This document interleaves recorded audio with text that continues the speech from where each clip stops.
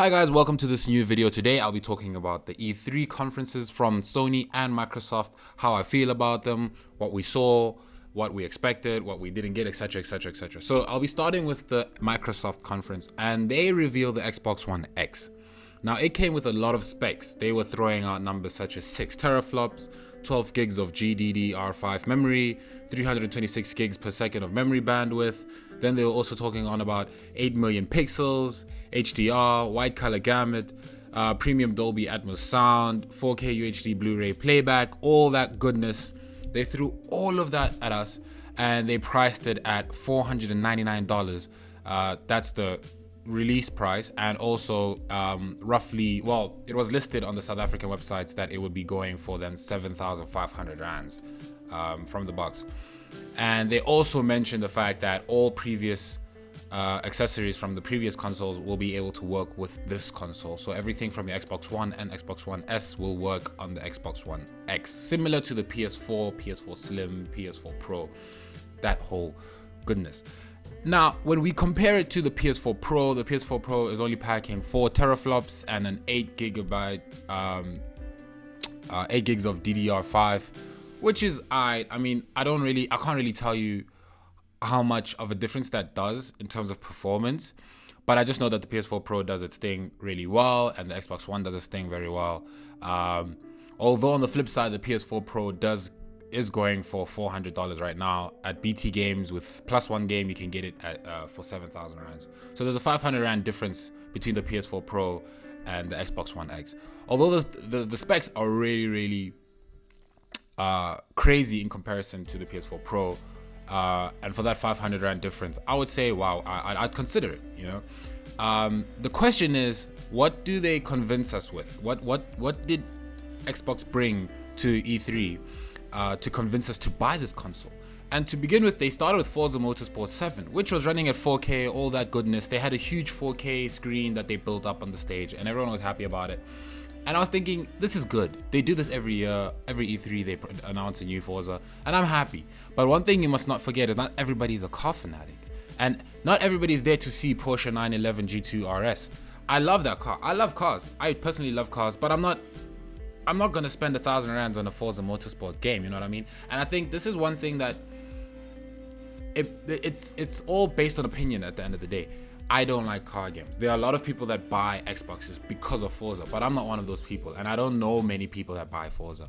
But nevertheless, they started with Forza. It was running at a huge game, and I was like, okay, you know what? This is a good game. This is a good exclusive. Although Sony has Gran Turismo to kind of compete with them in that sense, but I don't know if that's still running. I haven't really done my research on that one, but whatever. Second game they came with was then Metro Exodus. Again, it's a game personally I've never heard of. I think I did hear of Metro 2033 or something like that, but it's nothing big that I'm aware of.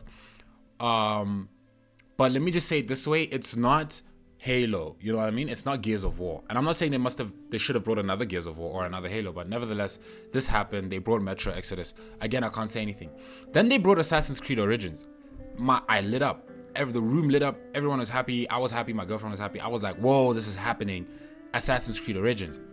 What you mustn't get confused when they say exclusive or whatever is that Assassin's Creed Origins only has Xbox exclusivity for certain benefits. So it's a time lock, for instance, that maybe only Xbox One players can play Assassin's Creed Origins for the first month, and then it will roll on to PS4. So it's not really a proper exclusive. It's a third-party game.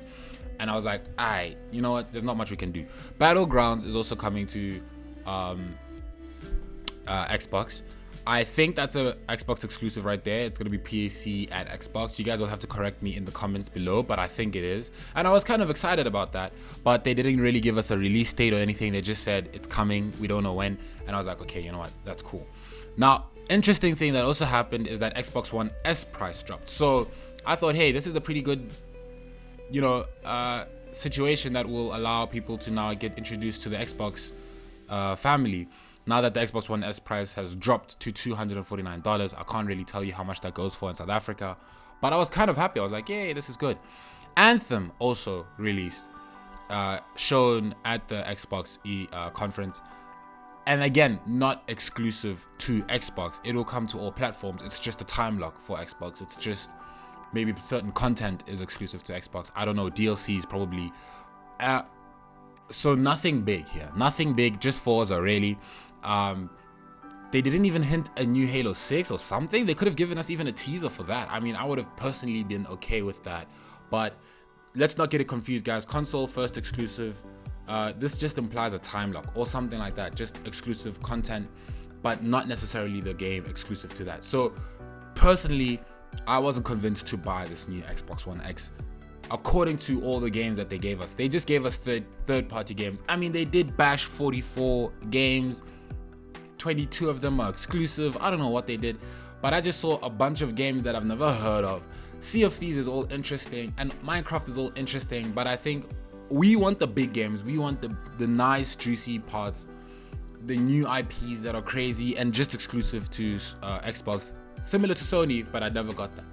Nevertheless, here's a nice little source that I got from the internet, and it reads, if there was ever a time that Microsoft needed to reassure fans and those who have left for Sony that they're going to start focusing on must-have exclusive again, it was now. But we seem to get even further away from that today. Crackdown 3 was barely showcased, Halo was absent entirely, and past that there weren't even any feature huge exclusives teased. And this is true, I completely agree with this quote right here. This was the time to reassure me that I never made a mistake. This was the time to give me games that are huge and say, hey, we have Halo 6 coming, which is going to be made specifically for the Xbox One X. It'll be running a true 4K, true 60 frames per second. I don't know what they were boasting about, but that never came. I don't even get a sense of this is going to be good. I've left Halo a long time ago, but I would have been okay with just being given something. And this is another point here that I have, that they tried convincing gamers to pay $500 for a system so their third-party games can reach their maximum visual potential. Again, you know, they tried to convince us with third-party games that I wasn't really keen on to pay $500 for, and they're just gonna really upscale to 4K by updating certain games currently, like Gears of War and stuff like that, to 4K. Whereas I would feel much more comfortable being told that the game was being designed purely for the Xbox One X. But anyway, the Sony conference then came, and they had beautiful stuff. Sony didn't boast about any console that they were coming with. They still stuck true to their PS4 Pro. But we had a couple of good games. Sledgehammer's Call of Duty was released. The World War II trailer was released. This is not a PS4 exclusive. It is a time lock, but I still think it's a good game to start with. I mean, that was just really awesome. I was like, whoa, they've got this game. They've got time lock on it. They've got DLC lock on it. And I think this is good. I mean, it's not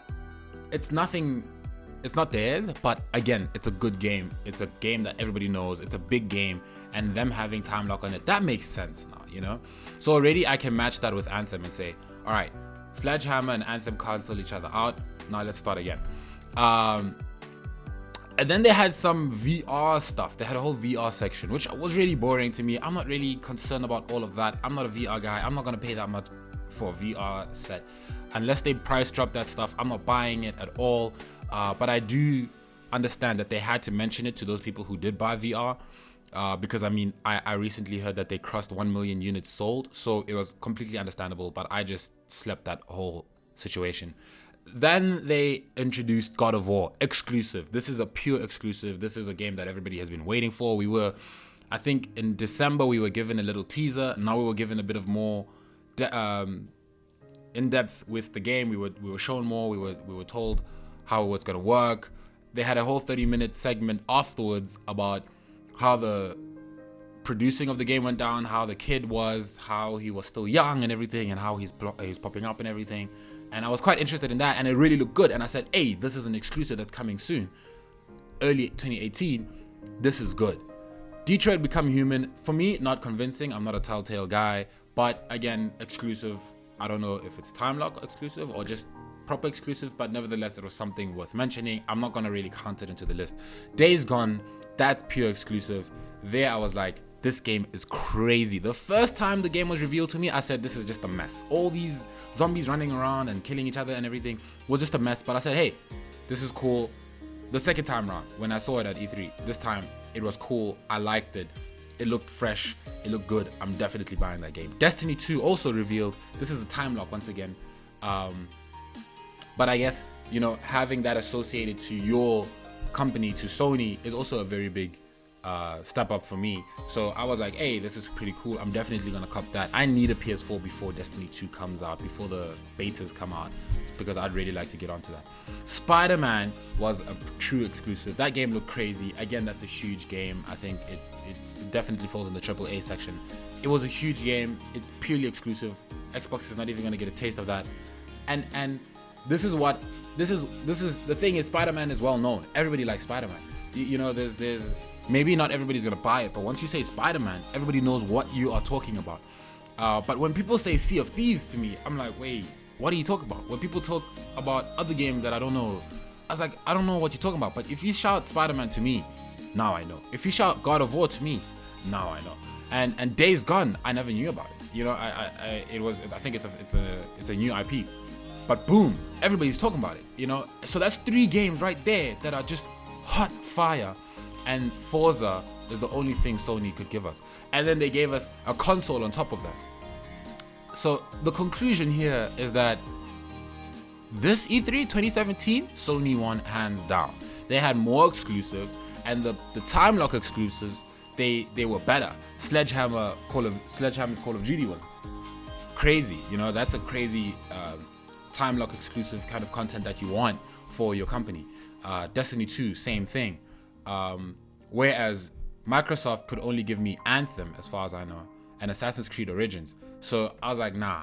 And then they gave me God of War exclusive. They gave me Days Gone exclusive. They gave me Spider-Man exclusive. One thing I did not like is that they did not give us any Last of Us. But I understand that, look, they just showed it to us in December just to show us that they're working on it, that they've not even gotten anywhere with the game. But at least give me a trailer or something. I don't know. I didn't even expect gameplay. I just expected a full-on trailer that I can work with. But nevertheless, it's fine. But again, E3 won. Sony won this E3. That we cannot deny. Here's the thing. Overall, I believe nobody really won.